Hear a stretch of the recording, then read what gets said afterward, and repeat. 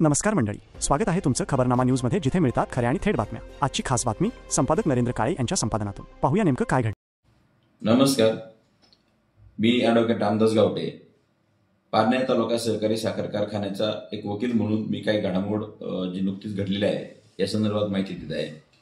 पारनेर तालुक्यात सहकारी साखर कारखाना जो आहे, हा साखर कारखाना राज्य सहकारी बँकेने चुकीच्या पद्धतीने, बेकायदेशीर पद्धतीने Kranti sugar and power private limited या कंपनीला विकला आणि या गैरव्यवहारामध्ये मोठा भ्रष्टाचार झाल्याचा आरोप कारखाना बाजार समितीने केला होता।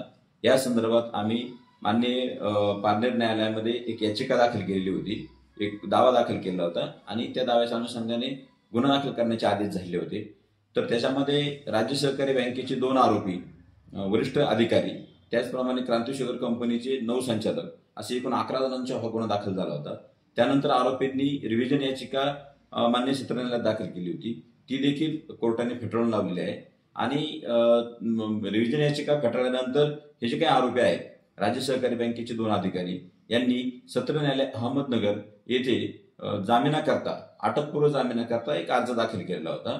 तो अर्ज अहमदनगर सत्र न्यायालय न्यायाधीश श्री महेश लोणी साहेब यांनी तो फेटाळून लावलेला आहे। त्याचं कारण असं आहे की हा जो घोटाळा आहे हा अत्यंत गंभीर स्वरूपाचा आहे। याच्यामध्ये बनावटगिरी करण्यात आलेली आहे। यामध्ये 14.5 कोटी रुपयाचं एक बनावट गहाणखत तयार करण्यात आलेला, आरोपींनी तयार करण्यात आलेला आहे आणि त्याचा वापर कारखाना विक्री करता केलेला आहे।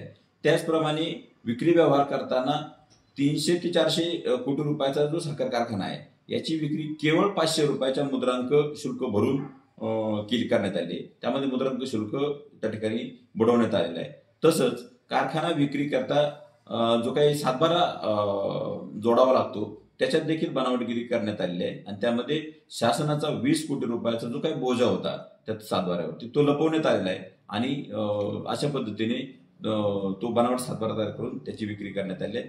तसंच क्रांती शुगर कंपनीला, एकाच कंपनीला कशा पद्धतीने ती मालमत्ता विकता येईल, अशा चुकीच्या पद्धतीने किंवा एकाच पद्धतीने कशी त्यांना देता येईल, असं काम या अधिकारी जे आहेत राज्य सहकारी बँकेचे, या 2 अधिकाऱ्यांनी केलेलं आहे। त्याचप्रमाणे आरोपींकडून सुमारे 32 कोटी रुपयाचा काळा पैसा त्यांनी स्वीकारलेला आहे आणि त्याच मालमत्तेवर आरोपींनी क्रांती शुगर कंपनीला सुमारे 300 कोटी रुपयांचा कर्ज पुरवठा केलेला आहे। आणि ह्या सर्व ज्या घडामोडी आहेत, या सर्व घडामोडी आम्ही मान्य न्यायालयासमोर मांडल्या एक वकील म्हणून। आणि मग न्यायालयाने या आरोपींनी केलेला जो काही हा आर्थिक स्वरूपाचा अपहार आहे, अत्यंत गंभीर स्वरूपाचा आहे, हे सर्व लक्षात घेतल्यानंतर या आरोपींचा अटकपूर्व जो काही जामीन आहे, तो अटकपूर्व जामीन मान्य सत्र न्यायालयाने फेटाळलेला आहे आणि आरोपींना तातडीने या कामी पोलिसांनी ताब्यात घ्यावं आणि या गुन्ह्याचा पुढील तपास करावा, अशा स्वरूपाचे आदेश देखील अहमदनगर येथील सत्र न्यायालयाने दिलेले आहेत।